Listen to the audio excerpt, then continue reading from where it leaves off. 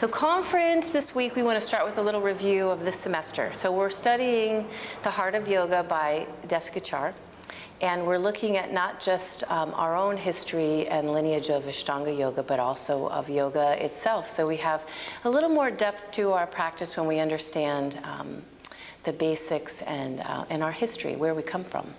So going back sort of a few weeks, we were talking about darsana. Do you guys remember what that was?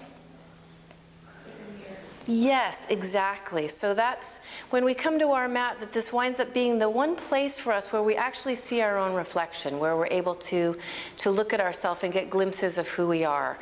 Oftentimes in our life, you know, we feel maybe separated or scattered, and we come to yoga, and it's a place where we get in touch with who we are and how we feel and what's going on with ourselves.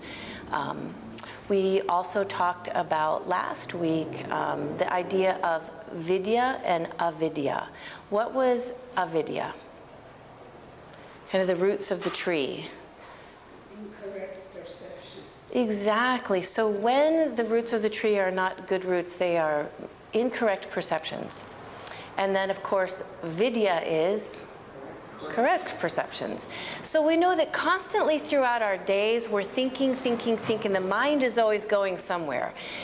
You know, and so in yoga, it gives us an opportunity to look at where is your mind going? How are we training our minds? Are they going to places? I use the example of just running across my landlord and him telling me how expensive rents were and stuff, and automatically I created misperceptions or incorrect perceptions where I started, oh, he's going to raise my rent.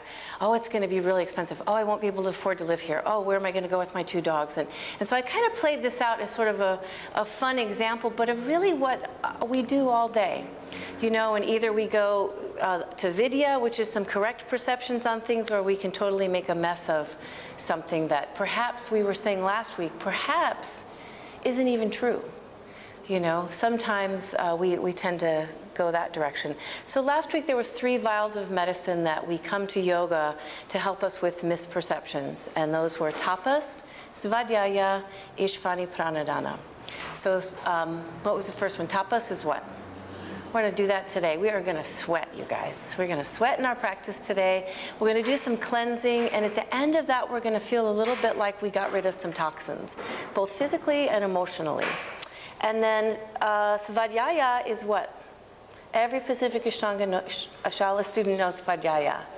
Self-study, or we also say adhyayas to get close to something. So as I was saying earlier, it's really great because when you're on your mat, it's like your own little counseling session, right? It's the time where you get to quiet yourself and get close to yourself. What's going on with you? You know, how often do we do that? I'm thinking of what's going on with Tiffany, right? What's going on with any of you in the room? But what's going on with me? You know, how often do we really sit with ourselves and look at what we're feeling and what's going on and what we need and what we want and all this kind of good stuff. So then last is Ishvani Pranadhana.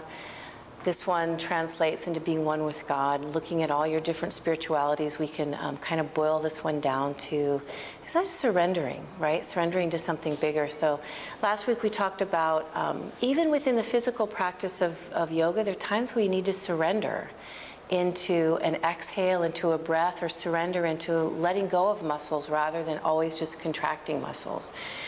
So the example last week that I want us to follow through with again this week is being in chaturanga is where we strengthen the body, the shoulders, the arms, the center, the bandhas, and we also focus the mind on not being in a rush to get out of chaturanga. So it's a good place for us to hold the mind strong.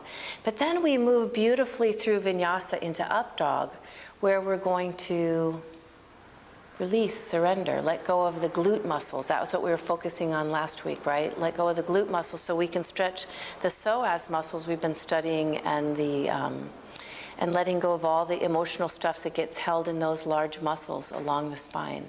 So that was all last week. So coming then to this week, very simply, we're looking again at this idea of All of us have vidya and avidya. We have correct perceptions of things and incorrect perceptions of things. Or even if you think of, we have a choice every day of just how you want to see your world, how you want to perceive things. My example a couple weeks ago is that, who knows where I get these examples, that I hire someone to bring a baby elephant to the Shala. And at some random time during practice, the baby elephant runs through the Shala. And at the end of class, some of you are like, that was so cool. Wow, never saw a baby elephant up close. Who thought in class we'd have, and the other person in class is like, holy crap, what was Diana thinking? Are you kidding? She could have hurt us. She could have killed us with that baby elephant, right? It's the same experience. A baby elephant ran through the Shala. Do you love that example? A baby elephant ran through the Shala, but people can have completely different takes on it, and that, what we know is that becomes our world, really what we think. So one of the quotes I wanted to use for the teachings for this week is a quote that we used all of last year. What was it? You guys remember that one? You guys are on it. It's a very simple one. I said to you guys that would be our theme for the year.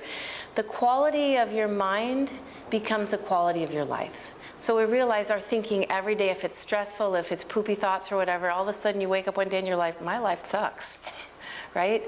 But if every day you're like optimistic, or you're passionate about your life, or if struggles, challenges come to you and you overcome them and you feel victorious or you feel strong, we wake up in the morning and we feel like life is good, Annie Dillard's how we spend our days is how we spend our lives. We start to look at our mind in that equation.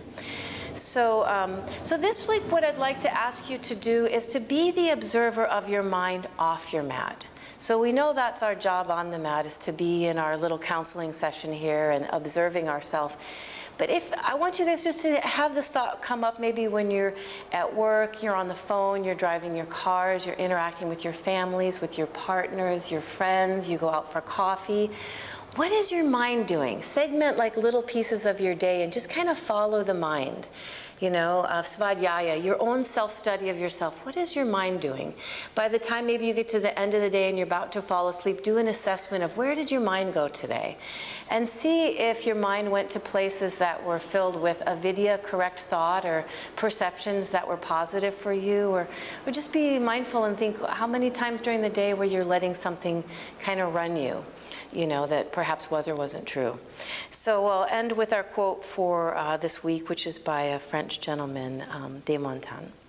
And he said this, very simple: my life has been filled with terrible misfortunes, most of which never happened to me. So as yogis this week, we'll be very vigilant in thinking of what the mind is doing, where it's going. Namaste.